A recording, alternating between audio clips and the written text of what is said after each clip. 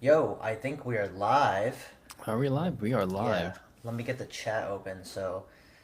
Um, dude, guys, what's up, everybody? Phil and Tim here from New Breed Investors. We have a new podcast. We're going to go live every single week.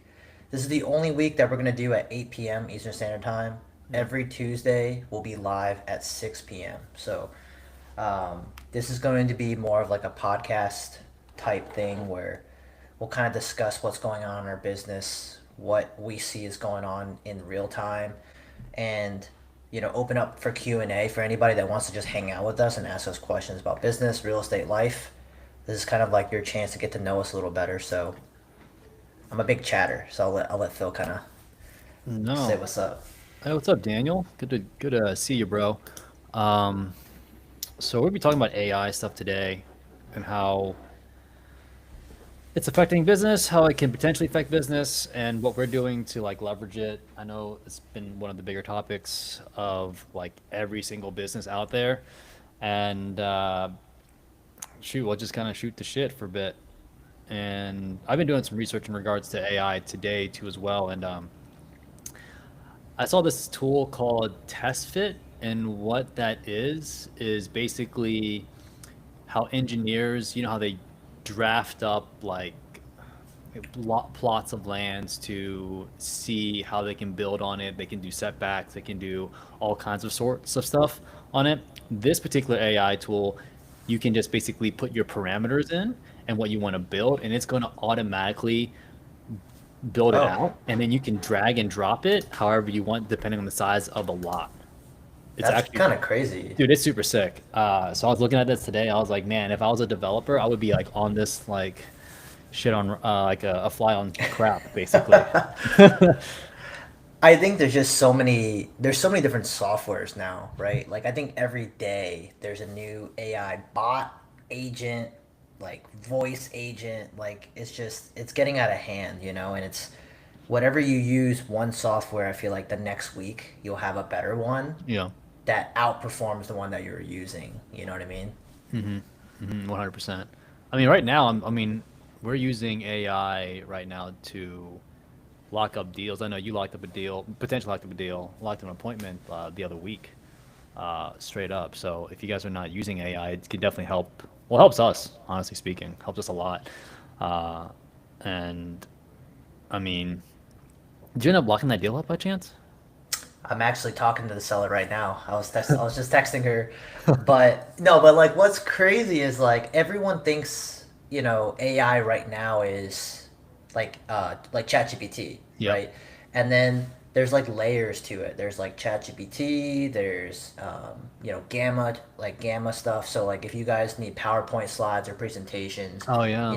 Gamma can literally create a 30 slide pitch deck for you. Like we did that for one of our projects. Yep.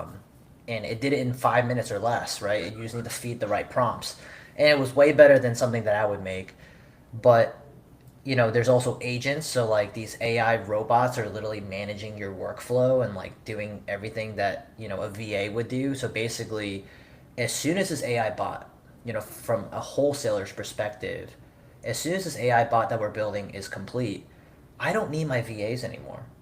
Yep. Imagine how much money you can save by not paying a VA. Like I pay a VA like $400 to $500 a week, and having a bot and paying a subscription for $100 a month is going to save every business like thousands of dollars a year, right? And that's just one VA. Now some people have three, four, five, six VAs. Like how many does your partner have right now? My partner has about, I think he has about, I would say at least 10 VAs. Yep. So you can imagine, and they're all full time. So he's obviously spending out some high dollars in regards to just manpower work, right? Yep. But the thing is with this type of business, it's kind of a little bit hard. But wholesaling is a little bit more easier in the sense of you're just reaching out, text messaging. He does a little bit more, I would say, more advanced type of real estate where he does curative title work and finding really tax delinquent properties that have estranged heirs. Heirs don't even get along with each other, and buying basically. interests in properties for like pennies on the dollar, which requires a lot of research. So we are actively looking to see how AI can reduce the research load and maximize profit instead of expenses in a sense. But yeah, to your point, it's time consuming, and AI can definitely help with Yeah. that. But like, would you say though, in the next, not next year, but like 2 to 3 years, do you think AI will get to the point where it can replace what they're doing to an extent, right? Yeah, I would say probably 80% of their work can be replaced. Uh, and then the other 20% is just a human reviewing the fact patterns, or even yours. Like you can replace somebody, replace you 80%, then you look over the facts of the conversation to see if there's motivation or if the seller actually wants to sell. Right. Yep. Yeah. Yeah, cause right now, like, for us, it being a very like beginning stage of AI for a wholesale real estate business, like literally what we do is everything's already automated. So we have CRM softwares that automate text messages, emails, all that stuff, organization. And then you level it up with an AI bot or agent where if a seller responds, the AI literally just has a conversation with the seller, like while you're working, while you're sleeping, while Hmm. you're, taking a poop or something. It's working while you're not at the desk, right? And what's Yep. insane is, Phil was talking about a deal that we're working on. It's a pre foreclosure. We got the data from the county at noon, so 12 p.m. At 12 p.m., my AI bot booked an appointment for one of my acquisition reps. I ended up taking the phone call because I wanted to see like how it would look like. Yep. And this seller was extremely motivated. I'm literally picking up Phil from the airport. I take this call and she's like, "Yeah, I need to sell this ASAP." And in 12 minutes, an AI robot with my automations generated an appointment. Right? That's like Yep. an 8 to 10K assignment and we barely didn't do any work. That's the difference. I actually forgot to tell you that I recorded that conversation. Oh, you did? I'm gonna send it to you right now, actually. Okay, cool. Yeah. I'm literally driving, talking to Yeah. this like seller, she's like, "Oh, I got to sell this house." And the AI bot's asking all these questions like, how soon are you trying to go? Like, are you trying to keep it? Like, it's literally just having a full-on conversation while I'm picking Phil up at the airport. Like, this is the future, right? And then the next step is having an agent manage all your workflows. So you're not in the CRM Yep. dragging people around, doing all this stuff. Like the robot will do everything for you. It's absolutely crazy. Yeah, I would also say like your agent that you end up having and using in your CRM was it also had made mistakes, it made typo mistakes, like text message mistakes. Yeah. So that makes it even like sound and feel more human in a sense versus just having straight, blocks of text. And it also like would do like choppy text message too. Like it would send maybe Yep. like It's a not little bit perfect. here, and then it would just send maybe a little bit of a snippet, and that way it looks like a regular human would basically type it all out, Yeah, it's which would be absolutely cool. crazy. And Yeah. then like, dude, like, our friend, so we have a friend that works in the AI space and Yeah. he's building our bot for us right now, but basically he has a bot in his land wholesaling business Yep. that literally calls a seller. So it goes through, imagine a lead comes through, you know, running ads or sending emails or whatever it is, and then the seller says, "Hey, robot, like I want to sell my house or I want to sell my land," and then it will qualify that seller, and if it meets all the qualifications, it literally calls the seller with a robot like female voice and negotiates with them. Like, I'm gonna be irrelevant, dude. I'm cooked, right? Like a sales guy that makes my money off selling, the idea of selling homes, either selling products, whatever it is, like I'm cooked, right? A robot's gonna replace me. So it's kind of scary to see that, but also it's pretty crazy, right? But I think it's also pretty cool because that maximizes your time to do other things, and then it spends less time in the business, but you only go in if you are needed. Let's just say a person knows that they're talking to a robot or like an agent, an AI agent, then like I want to talk to a human, then you can come in and close that person, build that rapport or whatever. So I think it's gonna be time leverage. However, it's also is like a two-edged sword where if you don't have enough money to pay for the AI agent or whatever AI bot, then it leaves you kind of, in the Yeah. dust per se. But the upside of that would be you get to build a skill now that can make you money versus using money to buy resources. Yeah. That's how it's always been. it's there's a great debate right now. It's as we move towards more sophisticated AI, and there's a lot of sales guys like Jeremy Miner, all these guys Yeah. that I listen to. Jeremy Miner says you will never lose the demand for a salesperson, Yeah. right? No matter how good AI gets, because he argues that some people don't want to talk to a robot, and as AI sophisticates, they think that when a robo dialer calls you, they'll actually ask you and say, "Hey, I'm a virtual assistant." So they'll say virtual assistant and not say AI, but they'll say, "Hey, I'm a virtual assistant. If you don't want to talk to me, you can press one, and I'll hot dial you into a live caller if that's Oh, what that's you actually really prefer." good. Actually, that's really Right? smart. Live transfer. Correct. So now it's like that. They're starting to incorporate that because some people do prefer talking to a robot Mm. because they don't like imagine like me, I'm going through bankruptcy, right? And Yeah. I get a human that calls me, and I may feel embarrassed to talk to you about my That's right. problems. Yeah, yeah, And if they say, "Oh, I'm a virtual assistant," dude, they don't care if you're going through bankruptcy or not. There's no judgment in a robot. yeah. And the seller, they argue like, "Hey, will the seller feel more comfortable talking to a robot?" But you give them a choice, like, "Hey, I'm virtual, and if you want to talk to someone real, just press one, and I'll transfer you." Yeah, So that it's makes sense. like, do you need the salesperson? I think you'll always need a salesperson, like at Right. least a manager level, to kind of manage what's going on.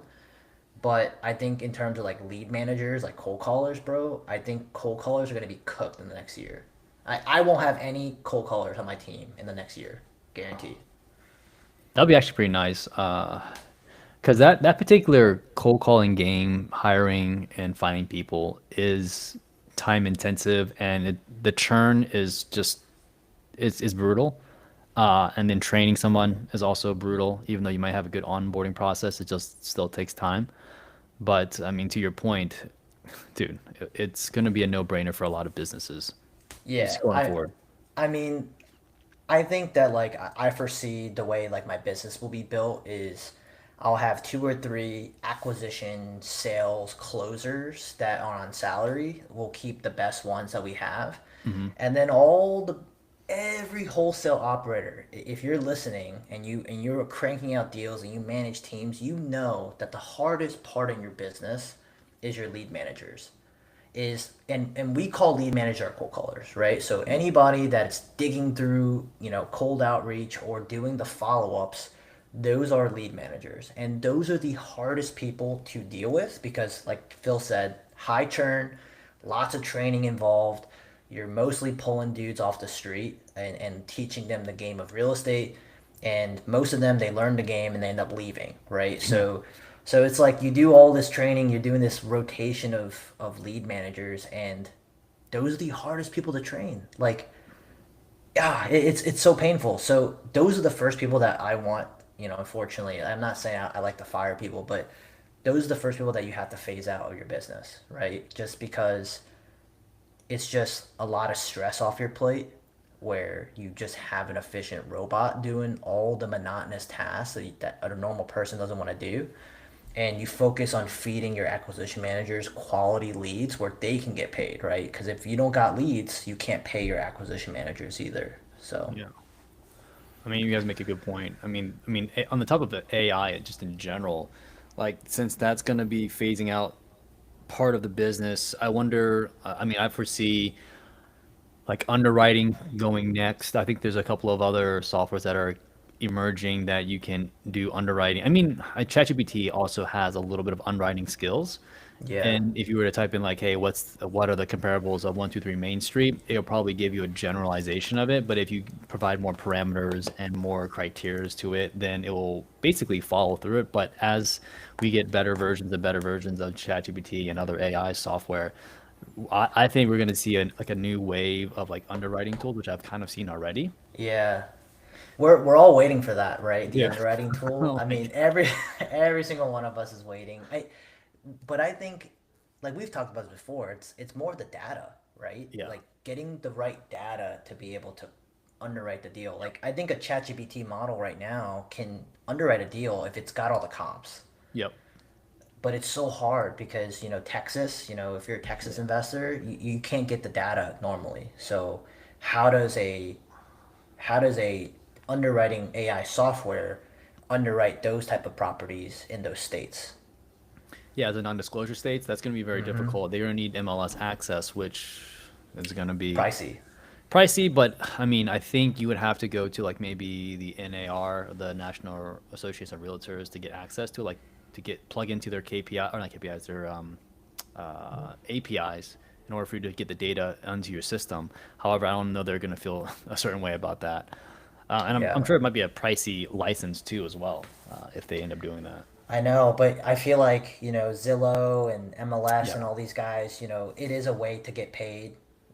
All these people are going to be asking for it. We'll see what happens because they know when they, selling their data to guys like us is opening like a, what's that, like Pandora's box, Yeah, right? Like giving us all this access. So it's kind of crazy, right? So. Wait, hold yeah. on. So We got which a niche question. Yeah. data, you guys market to? So I'm specifically in Houston, Texas, and then I'm also doing Louisville, Kentucky. So if you guys don't know, that's where I started investing. So I do wholesale flipping. I have properties there, but I'm not really into it anymore. But those are my two markets.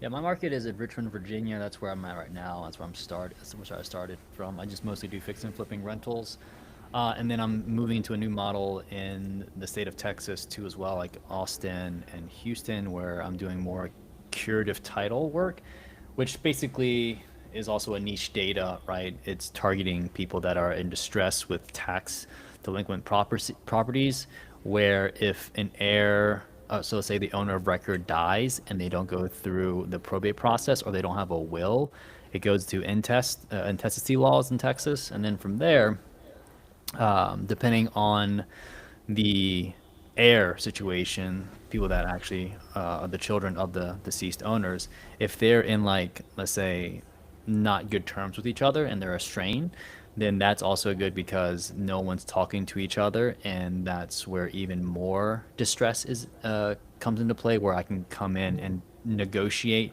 to buy their interest in the property, and if I collect enough interest, then I could do multiple different things with that. I could either force a sale, I can go through a legal process in regards to trying to get the rest of the interest, um, and there's all other different strategies. But that's basically my niche that I'm going into right now. Kind of removing myself from fixing and flipping, just kind of go into that particular niche. But yeah, Yeah. So what he was kind of explaining is like what the street people call reverse flipping.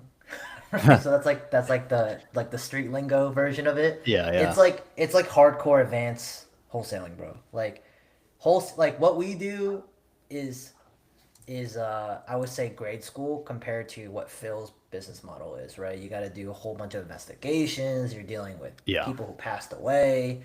You're cleaning title. Like that's like graduate level stuff. Now you do get paid a lot of money to do this stuff. yeah, You're not doing volume like we are, right? yeah. Like when you're doing wholesaling, you need to do like 7 to 10 deals a month plus, right? And you got to spend a lot of money in marketing to keep that machine going. Phil's model is like you do like 3 deals a month, but you're making like 200 grand. Yeah.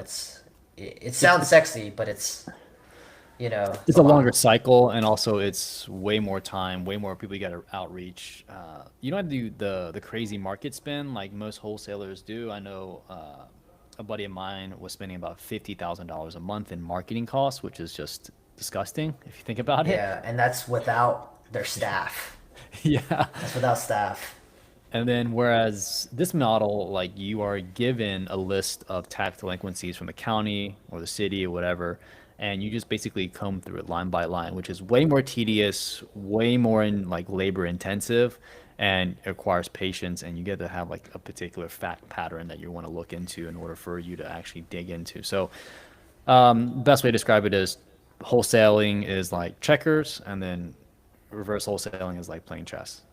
Damn, bro. What's wrong with wholesaling, dude?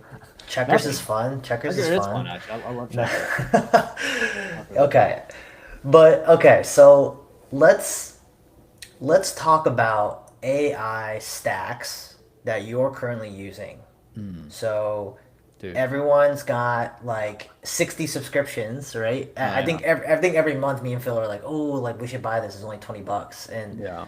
I think we have like 6 or 7 AI softwares that are stacked. So what stack are you using right now? Well, obviously everybody's using ChatGPT, so I'm using ChatGPT. I'm also using Alex Hormozy GPT. Yeah, that thing's insane. It That was the best 6K I ever spent. yeah, that I think is pretty dope. Dude, what else am I using? I'm looking at my AI stack right now. I think for the most part, I use Gamma, which is the PDF, not the PDF, the presentation deck that is created. Also, a great tool that if you guys are trying to raise capital, leverage that. Um, we're using AI chatbot in our CRMs, so that's like a fourth thing. I think that's it for now. I want to say, Yeah, I yeah. think we're using Revel AI. So Okay. Revel AI is the brain of our AI bot that our friend is building it Mm. off. So it's built on Revel and it'll be tied into our Go High level. Yeah. Yeah. Yeah. I don't know too much about that, but I mean, there's also websites that I've like browsed through that has a bunch of AI, like it's like a Google of AI. Basically, you can search whatever you're looking for and it'll pop up. Let me see if I can find it. But let me, yeah, what are you using outside of those items? Yeah, I'm not using like AI specific software, but I do have an AI stack. So for instance, in the next couple years, I think solo wholesalers have the ability, right? If you have good sales skills, so I think the number one foundation is you get good sales skills, Yeah. plus this stack, you can run a wholesale business by yourself and make 50 grand a month. And what Yeah. we're doing is you get data. So you have AI that kind of cleans your data. So what does that mean? So when you pull data from the county, it's usually going to be very messy, very disorganized. So, and the reason why it's just raw. Like the city doesn't, they don't make data for wholesalers, right? They Hmm. just put data into a database and says, hey, this guy died on this day or this guy filed for divorce. So you need an AI ChatGPT LLM model to kind of clean up that data if you're not Hmm. paying for a software or a company to do it for you. So that's the first thing I do. And then the second thing, obviously, you have your CRM. So we have Revel AI, we have Closebot, right? These are all these different AI softwares that can text sellers back, call sellers back if they're Yep. interested. And then when you do ultimately get your deal on their contract, there's different AI softwares that help you sell a deal too. So Yeah. the most important one or the most popular one is probably Investor Lift, right? That's the most expensive that you have. And it's got the Investor Lift AI that matches buyers with their buy boxes to your deal. So as soon as you get a deal on their contract, you can list it on there and it'll literally send it to hundreds of buyers that are linked to it, like, with that same buy box, all through AI. And then you'll see all these companies coming out now. Dispo Genie, all these different Hmm. companies are AI based, where they're using people's buy boxes to match your deal. So you don't necessarily have to, market your deals on Facebook or call these different sellers or buyers. I mean, you have an AI that's pairing buyers up for you. So I really think in the next couple of years, if you can negotiate deals with sellers, bro, you can literally print money with AI. Like Yeah. it's pretty much done for you, right? Like it's kind of crazy. Like like genuinely, like it's insane. Yeah, I'll link the Google search tool in the chat. It's basically called futuretools.io. And you can basically search anything what you guys are looking for. And like to add to your like AI stack, I feel like a lot of those, I think a lot of companies right now, a lot of softwares are implementing AI on top of what they're already building. So like they're just Yep. selling it as AI. But like, like I'm using Descript to manage my or to edit my content and to like basically when I'm looking at a script or whatever, like my eyes will just basically lock into the camera so I don't have to edit that individually, which is just amazing. Like there's so many good tools out there that have been like such a beneficial, like efficient, makes my life efficient in a way where my workflow is way much easier. And it's going to continue to get that way. I just can't wait till like I get like a laundry bot to do laundry and do the dishes, dude. Oh my gosh, that's gonna be so great. Dude, yo, just buy pre-made meals from Factor, bro. Just call it a day. No, but no, I agree, right? Like you know me, I'm a big calendar guy, so if I can have a bot or an agent, actually not, let's use the right terms, I guess. So bot and agent, Yeah, right? So agents are bots on steroids, so yeah, they actually do actions for you, so they'll manage things for you and all this. So I want an agent that manages my calendar, so if I book a call with somebody or someone books a link, to talk to me, I want it to be automatically put on my calendar. I want yeah, it to send reminder emails for me.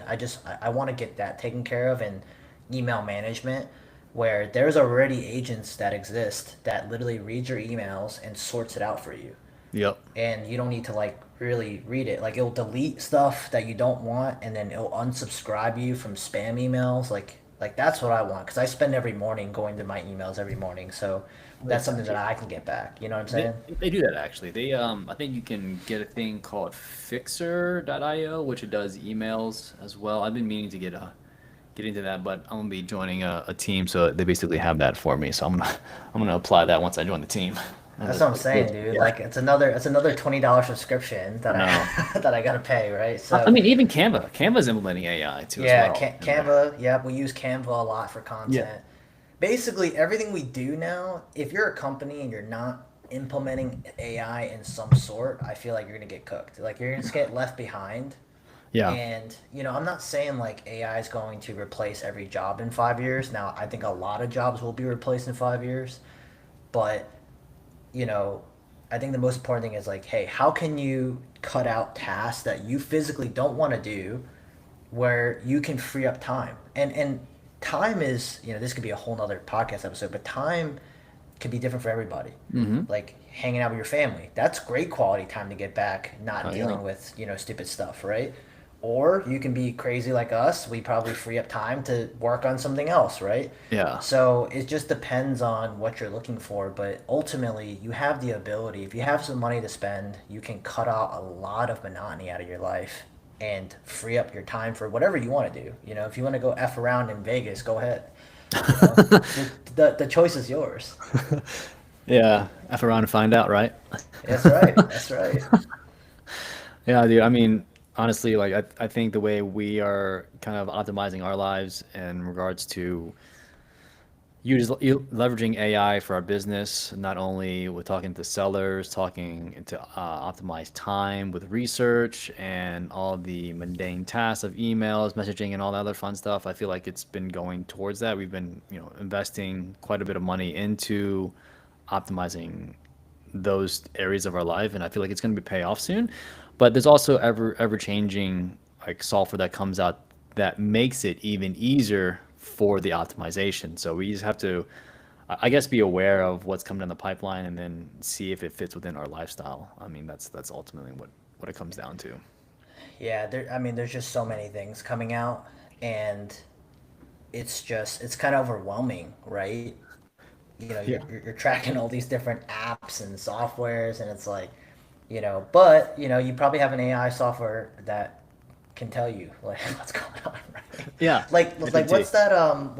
what's that AI that can help you build like software? Is it Yeah, it's Manus? it's Replit. It's Replit. I've used that before. So Replit, Replit? yeah, Yeah. it's like vibe coding is what they call it. They call it vibe coding.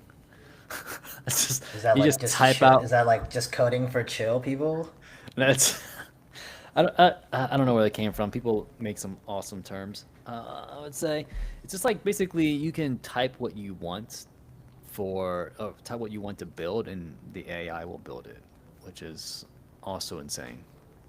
Yeah, there was a kid that made a free DocuSign on Manus AI and sold it for like, you know, like 50 grand or whatever. Like the dude made 50 grand using AI software for like 200 bucks. Like it's just kind of crazy, right? There's just a Return on lot of stuff investment. going on, and all of us are racing to get a underwriter agent.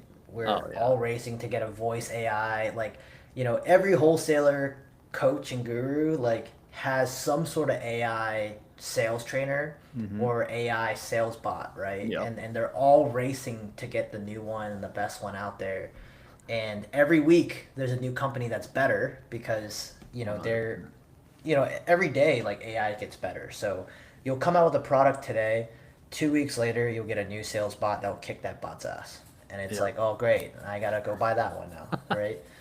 So that's why, what's that term? It's like the first guys that go in never end up winning the long game Oh yeah, I know what you're or talking something like about. that. You know what I'm talking about? Like, you know. Yeah, yeah, yeah. I forget what they. Yeah, I forget how it goes, but I know your premise of it. Oh Yeah, yeah. because ChatGPT was the first popular one, right? And Yeah. they're doing really well. Yeah, this doing OpenAI is well. doing a lot of good stuff, but you know, other companies are taking what they did, that foundation, and Yep. they are adding and doing all these different things that OpenAI isn't doing because of the work that they did. So yeah, there's gonna be a lot of competition in the next year or so. Yeah, it's gonna be a good ongoing topic, which is cool to me. I kind of I want to see what happens and how my life can benefit from this. That's ultimately what I care about. Yeah, yeah, no, 100%, 100%. And like we're going like real surface level, right? And I Yeah. know like our episodes are usually 30 minutes, but we're going very surface level where people are using AI. So like the highest level operators, not just in real estate, but just business in general. Like Hermosi talks about it a lot, right? How he's using AI is going through the millions and millions and millions of megabytes of data, Yeah. and using AI to figure out what trends are working, what trends don't work, what's the best, call to action, what's the best hook. He's doing all these different things with AI in terms of research, Yeah. where it would take a human like a full-time job to go through how much data that probably goes through, acquisition.com, right? And that's like the next level. Like it's not really doing sales bots or sales trainers, whatever. It's how do you make informed decisions quickly with a robot sorting through all the data. You know what I mean? Like I think that's where like you got to head to, right? Yeah. Speed wins, man. This the person that can make the fastest decision wins, basically, with the most data and the most accurate data that is. So I don't blame them, man. Yeah. Yeah, dude. Should we wrap up? But yeah, let's wrap it up, man. This is we're gonna do this every week, right? Yep. Tell all your friends, subscribe to the YouTube channels if you Yeah, want dude. to hit the notification bell to see when we're gonna go live. But it's always gonna be on Tuesdays at 6 p.m. And then we'll always open at the very end for questions. So if you have Q&A questions about real estate or whatever you want to ask about, like this is your chance to get your questions answered, and we'll be happy to chat with you guys and get to know you guys better. Yeah. Cool. I don't think I have any other questions right now, do we? Last call. Appreciate it, guys. Appreciate you guys hopping on today, and we'll see you Yep. guys next week. Peace.